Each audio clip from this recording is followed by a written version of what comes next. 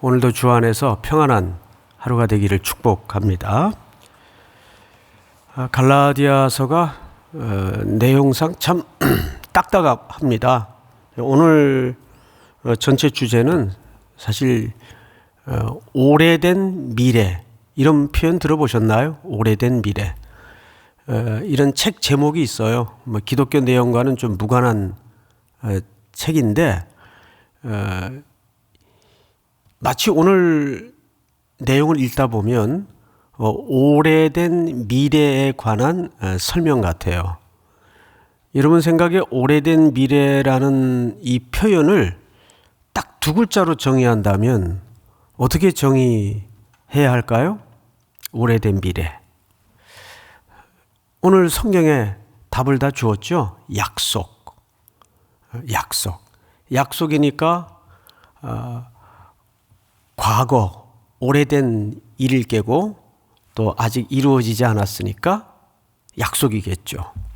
예, 매우 적절한 표현 같아요. 그래서 오늘 주제가 약속입니다. 그러면 그 약속을 성경 기자가 뭘로 증거하고 설명하고 싶은 걸까? 갈라디아서 주제는 오직 의인은 믿음으로 말미암아 살리라가 주제입니다. 그래서 믿음이 뭔가, 왜 그걸 약속이라고 하는가에 대해서 오늘 말씀을 좀 보도록 하겠습니다. 우선 요한복음 5장 한번 읽어볼까요? 자막으로 다 같이 읽겠습니다. 시작.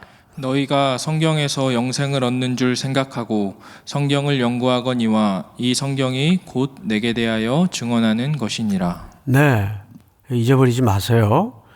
성경은 구약 성경이든 신약 성경이든 전체 주제가 누구에 대한 이야기라고요? 예, 그리스도에 대한 이야기예요.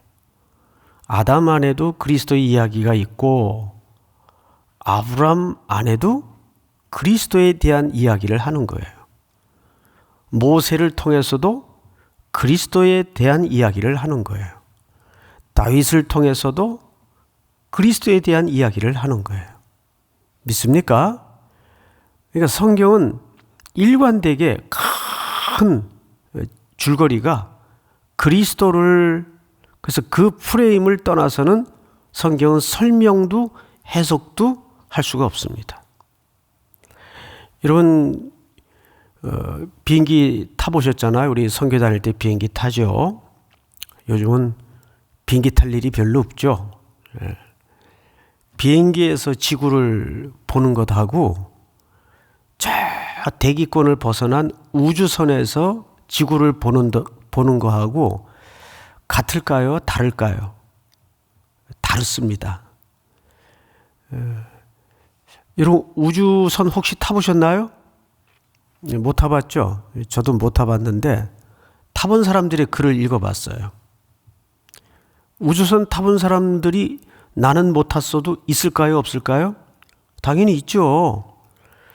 근데 재밌는 것은 우주선을 탄 사람들의 그 모임이 있습니다. 그분들이 모여서 쓴 책도 있어요. 그 책에 보면 아주 재밌는 얘기를 하나 해놔요. 대기권 밖에서 지구를 바라보면 흑인이 백인이 구분이 될까요? 구분이 안 돼요. 네 땅 내 땅 경계선이 구분이 될까요? 구분이 안 돼요. 가난한 사람, 부자가 구분이 될까요? 구분이 안 돼요. 그러면서 이런 얘기를 해요. 대기권 밖에서 지구촌을 바라본 경험을 가진 사람은 다른 삶을 살 수밖에 없다. 그러면서 끝에 뭐가 보이더라? 뭐가 보이더라? 뭘까요? 땡땡. 뭘까요? 본질이 보이더라. 인간의 본질이 보이더라. 그러니까 세상을 살아가면서 우리가 그리스도라는 프레임을 갖지 않으면 전부 가짜예요. 믿습니까? 갈라디아서라는 이 작은 책이 왜 중요하냐 하면 일관되게 우리는 누구이고 하나님은 그리스도를 이 땅에 왜 보내셨고 어떤 방식으로 보내셨는가에 대한 설명이기 때문입니다. 마치 저 대기권에 올라가서 이 좁으로운 세상에 불과한 수많은 행성 가운데 별 하나에 불과한 지구촌을 바라보면 뭐가 보인다고요? 본질이 보이듯이. 우리도 이 땅에서 발을 딛고 폭닥폭닥하게 살아가지만 항상 좀 그리스도의 프레임에서 인생과 세상을 해석할 눈을 갖게 되면 사람에 대한 이해도 또 인생에 대한 이해도 달라질 수밖에 없어요. 뭐 그렇게 쟁쟁거리고 열내고 불내다가도 지나고 나면 내가 그거 뭐 때문에 이렇게 열을 냈었나 그럴 때가 얼마나 많습니까? 자, 그래서 오늘 성경을 좀 보시면 19절을 볼까요? 그런즉 율법은 무엇이냐? 범법함으로 더하여진 것이라. 무슨 얘기냐 하면 율법이 주어지자 우리가 죄인인 줄 알게 되었어요. 그 얘기를 하는 겁니다. 그 율법이 우리에게 모세를 통해 주어지기 전까지는 우리가 죄인이 아니었다는 얘기가 아니에요. 죄인인 줄 모르고 살았어요. 근데 딱 하나님의 거룩한 정의와 표준이 제시되자 인간은 들통이 났어요. 우리는 내 안에 의의가 없고 그 의의에 이르를 실력이 안 되고 그걸 철저히 알게 됐어요. 그래서 갈라디아서 23절을 볼까요? 3장 믿음이 오기 전에 우리는 율법 아래 매인 바 되고 그래서 율법 아래 인간은 다 사망 선고를 받은 줄 알게 되었어요. 로마서 3장의 말씀처럼 의인은 없나니 하나도 없다는 것을 알게 되었어요. 계시될 믿음의 때까지 갇혔느니라. 이제 오늘 우리가 남은 시간 다루고자 하는 것이 이 계시된 믿음이에요. 믿음의 때까지 갇혔느니라. 이같이 율법이 우리를 누구에게로 인도하죠? 그리스도께로 인도하는 초등교사가 되어 우리로 하여금 믿음으로 말미암아 의롭다 하심을 얻게 하려 함이라. 자, 이 얘기는 이런 의미를 담고 있습니다. 아담 안에 범죄한 인생이 에덴 동산에서 쫓겨난 후에 이 땅에 사망의 냄새를 피워내고 문화를 이루고 도시를 중심으로 인간 중심의 삶을 영위해 나갔어요. 그러다가 아브라함의 시대가 지나고 모세의 시대에 들어와서 율법이 주어졌는데 그 율법을 받아들고 나서야 점수를 매겨보니까 빵점. 우리에겐 내 안에 그 율법의 요구대로 이르를 능력도 안 되고 그럴 마음도 없고 자원이 안 되는구나. 어떡하지? 어떡하나? 인간은 어떡하나? 그래서 우리는 그런 영적인 허기를 통해서 절망을 통해서 누구를 기다릴 수밖에 없는 존재로 살게 되죠. 누군가 우리를 구원해 줄 자가 필요하겠구나. 그러니까 역설적으로 율법이 무슨 기능을 한 거죠?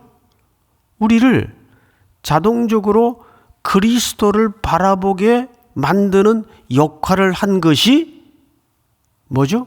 율법이라 말이에요. 24절은 그 얘기를 하는 거예요. 볼까요? 24절. 이같이 율법이 우리를 그리스도께로 인도하는, 옛날 성경에는 몽학교사라 그랬는데, 몽학선생이라 그랬는데, 초등교사가 되어 우리로 하여금 믿음으로 말미암아 의롭다함을 얻게 하려 함이라. 제가 어젠가 그제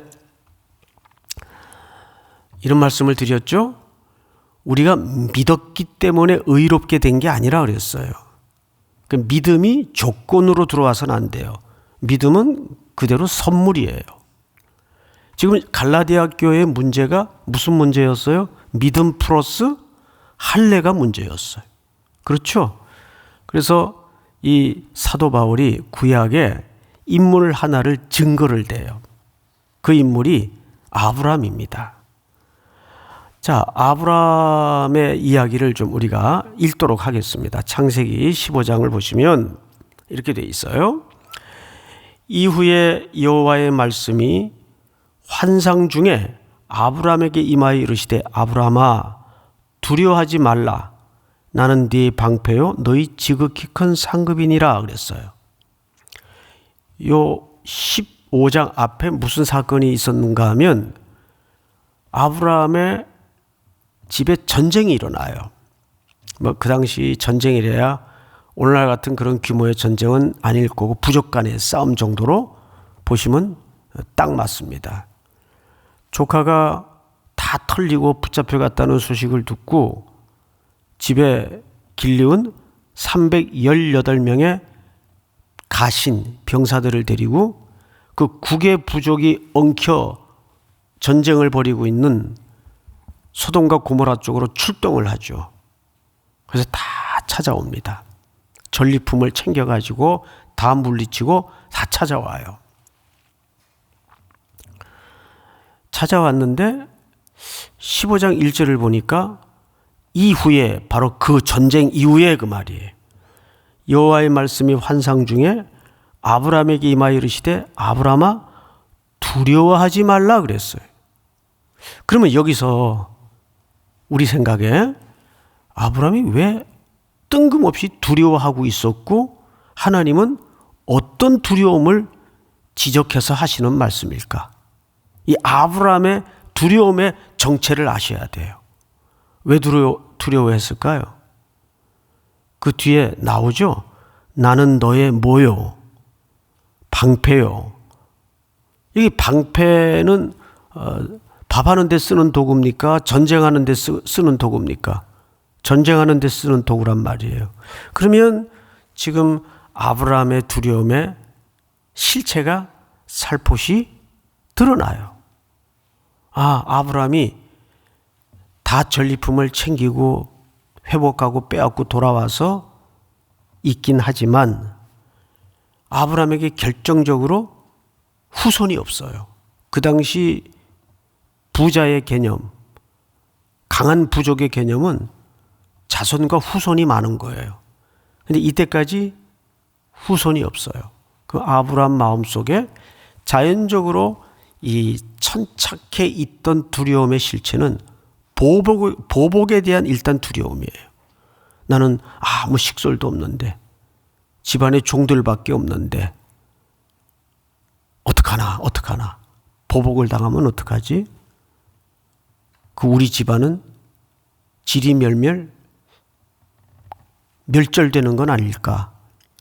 그때 하나님께서 택한 백성이 된 아브라함에게 다시 찾아오셔서 두려워하지 마라. 내가 너의 방패요 너의 상급이니라.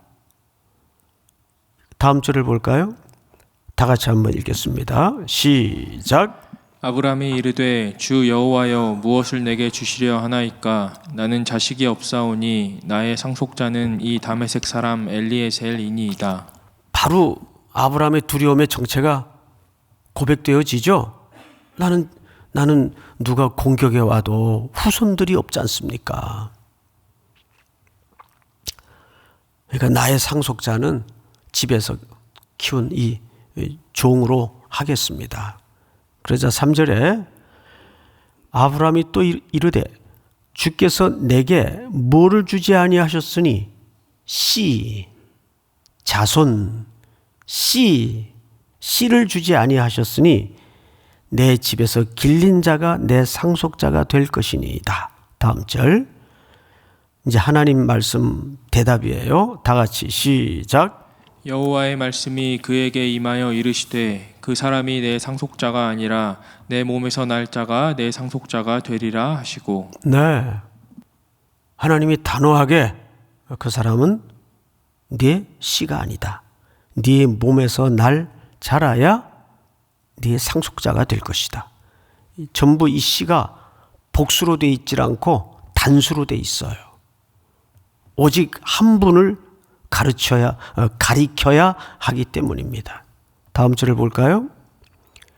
그를 이끌고 밖으로 나가 이르시되 하늘을 우러러 무뼈를 셀 수 있나 보라. 또 그에게 이르시되 네 자손이 이와 같으리라.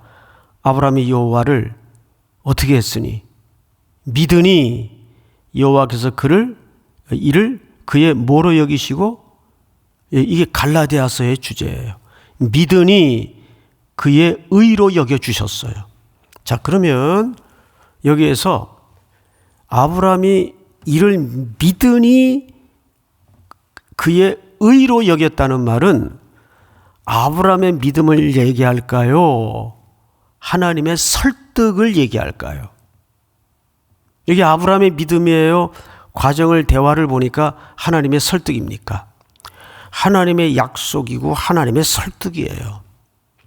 그러니까 믿음은 내가 믿는 게 아니에요.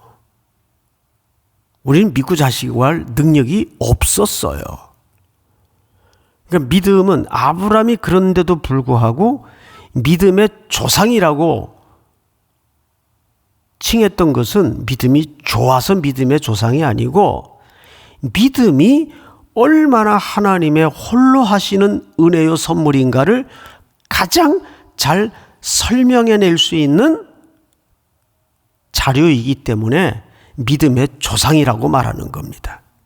믿음은 결국 하나님의 설득하심이 믿음이에요. 그런데 이 이후에 어떤 일이 벌어집니까? 하나님이 이것도 모자라니까 7절을 한번 볼까요? 7절. 우리 창세기 15장 7절. 7절이 준비가 안 됐나요? 예. 7절에 보시면 아브라함이 이런 얘기를 해요. 나왔네요. 또 그에게 이르시되 나는 이 땅을 네게 주어 소유를 삼게 하려고 너를 갈대아인의 우르에서 이끌어낸 여호와라. 자, 처음에는 자손을 설명하셨고 약속하셨고 두 번째는 땅을 약속하셨어요. 자손과 땅과 주권이 모아지면 뭐가 되죠? 나라가 돼요. 국가가 돼요. 그러니까 이 약속은 물리적인 땅인 것 같지만 사실은 하나님의 나라를 약속하고 있는 거예요. 하나님은 이 물리적인 땅을 통해서 하나님의 통치와 하나님의 나라를 비유적으로 설명하는 것이 성경의 설명 방식입니다. 그러니까 가나안 땅을 약속했다는 것도 무슨 뜻이에요? 하나님의 통치와 그의 나라를 약속했다는 뜻이에요. 그가 이르되 주 여호와여 내가 이 땅을 소유로 받을 것을 무엇으로 알리이까? 믿음이 있어 보여요? 믿음이 없어요 아직 아브라함은. 이제 겨우 하나님의 설득하심으로 눈 떠봐. 겨우 이제 눈 뜬 상태 정도밖에 안 되는 거예요. 다음 절. 여호와께서 그에게 이르시되 나를 위하여 3년 된 암소와 3년 된 암염소와 3년 된 수량과 산비둘기와 쥐뿔기 새끼를 가져올지니라. 아브라함이 그 모든 것을 가져다가 중간을 쪼개고 그 쪼갠 것을 마주 대하여 놓고 그 새는 쪼개지 아니하였으며 솔개가 그 사체 위에 내릴 때에는 아브라함이 쫓았더라. 자, 이게 무슨 얘기냐면 아니 뭘로 그 증거를 하나님께서 내게 주시겠습니까? 그래서 지금 계약식 하는 거예요. 아 그래 알았다. 네가 그래도 내 약속을 제대로 못 믿을 테니까 우리 계약서 쓰자. 우리 도장 찍자.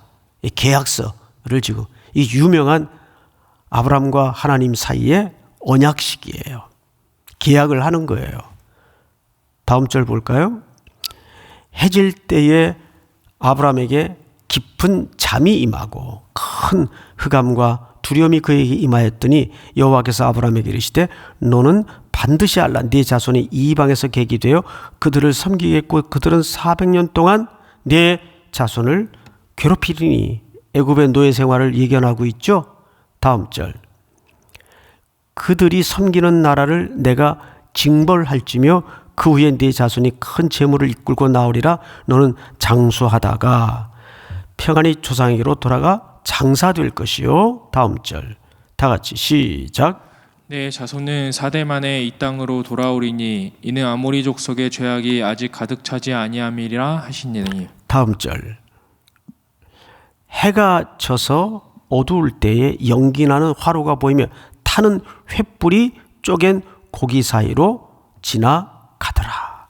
자, 이제 언약식이 어떻게 끝이 나냐 하면 고기가 쪼개졌죠?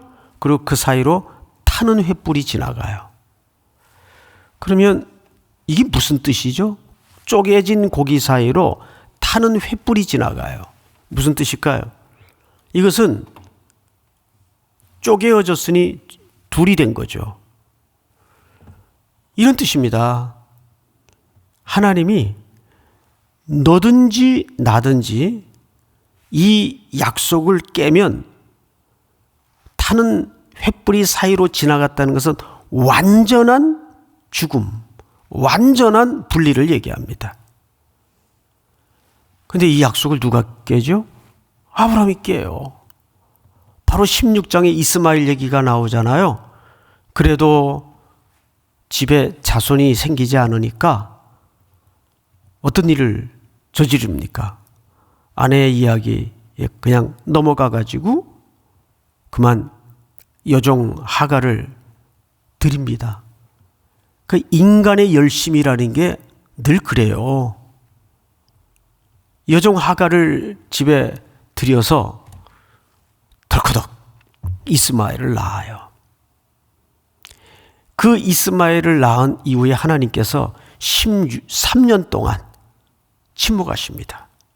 그리고 13년의 긴 침묵을 깨고 창세기 17장에 첫 마디가 뭔지 아세요? 나는 전능하신 하나님이라. 나는 전능한 하나님이라. 그 말은 무슨 말이에요? 이건 야단치는 거예요. 야단치는 게 복이에요. 제일 무서운 게 관계를 끊어버리고 상대하지 않는 거죠. 13년 만에 침묵을 깨시고 아브라함에게 나타나셔서 나는 전능한 하나님이라 내 앞에 행하여 완전하라. 너 왜 나 못 믿었니? 그리고 명한 게 뭐예요? 할례란 말이에요. 너와 네 집에 유하는 객이라도 네 자손에게 다 할례를 행하라. 할례란 말은 아시는 것처럼 컷 오프, 남자의 생식기 끝을 잘라냄으로써 육체적으로 너희들이 이제 죽었다 그 뜻이에요. 누군간 죽어야 될 거 아니에요. 그렇죠? 그러면 순서를 잘 보시라고요. 아브라함이 믿으니 의로 여겼다는 말이 먼저예요? 할례가 먼저예요? 믿으니 의로 여겼다는 게 먼저라고요. 할례로 의롭게 된 게 아니란 말이에요. 할례로 구원을 얻은 게 아니란 말이에요. 지금 갈라디아서의 사도 바울이 이 할례의 율법의 행위를 더하여 구원을 얻으려는 어리석은 갈라디아 사람들에게 지금 그래서 아브라함의 예증을 꺼내놓고 있는 겁니다. 믿습니까? 우리는 1서부터 100까지 은혜로 사는 연습을 해야 돼요. 그 제일 어렵지만 쉬운 방법이 하나 있어요. 보통 여러분 기도할 때 언제 주로 간절히 열심히 기도하시죠? 언제? 어려운 일이 생길 때. 그렇죠? 뭐 저도 사실은 마찬가지. 그런데